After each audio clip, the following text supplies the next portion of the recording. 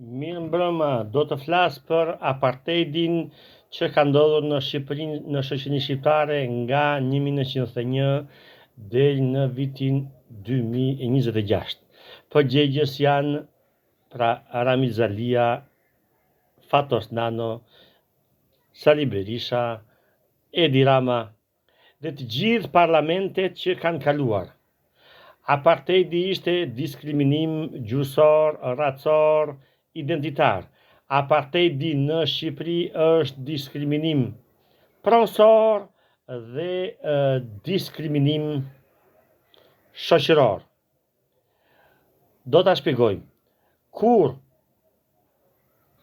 kushtetuta thot e çdo vendi qytetarët janë të gjithë të barabartë para ligjit, ç'bëri kushtetuta dhe ligjet e pra Ramiz Zalis e këtej deri tek Edi Rama. Njohu pronë në qytet dhe nuk njohu në fshat. Pra diskriminim i hapur, shkelje e hapur e kushtetutës. Rama thot nuk jam tradhtar, Berisha thot nuk jam tradhtar. Ke shkelur kushtetutën, nuk. Kushtetuta thot legislativi, ekzekutivi punojnë për të mbrojtur shqiptarët. Pra, gjë e parë është mbrojnë jetën dhe gjë e dytë mbrojnë pronën.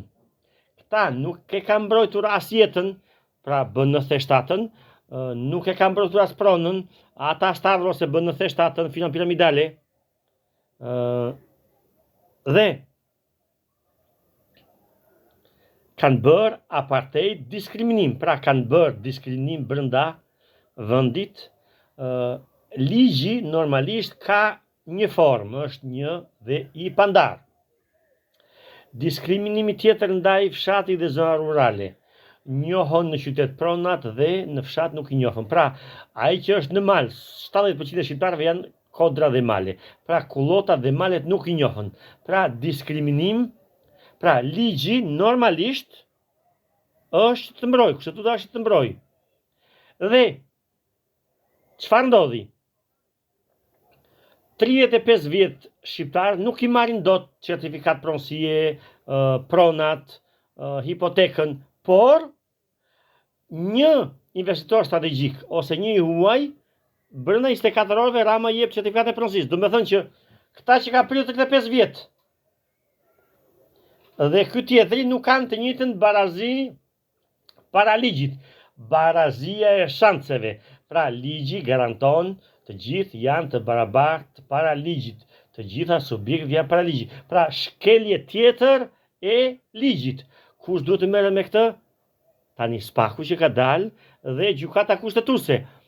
Kur shkel ligjin në mënyrë të vazhdueshme, pra e shkel Edi Rama, pra Edi Rama propozon parlamentit, parlamenti i miraton. Por është iniciator Edi Rama, i miraton parlamenti. Dhe ekzekutivi shkel ligjin. Nuk e kam tradhuar. Ke tradhuar, nuk ke mbrojtur shqiptarët. Pra në moment që ti me ligj po i shpronson shqiptarët. Pra shqiptarët është ligji që në emër të ligjit ti po pronson, pra nxjerr ligjin që të shesësh pronat të huajve. Ndërkohë që neve shumica shqiptarëve jemi pa prona, pa u zgjidhur problemi pronave. Pra një problem që është në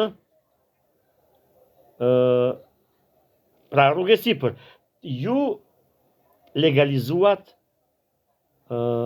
zaptimet.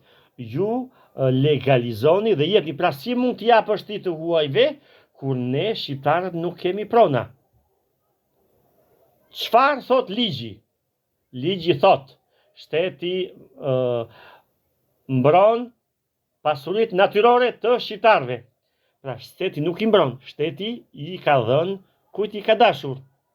Dhe nuk janë të shqiptarëve, po janë të një grupi. Pra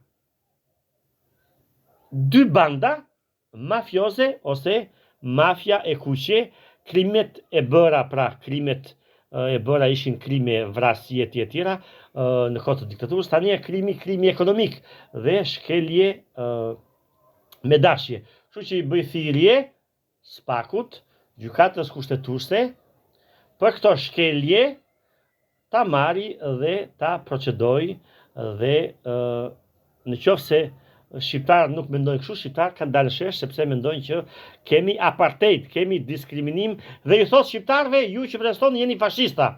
Pra, biri kriminalit, bitë e kriminalëve që kanë bërë krime, plus që kanë tradhuar shqiptarët 34 vjet, i thon fashista. Këta nuk kanë emër, nuk janë as kushtetut që këta i mban që merr përsipër.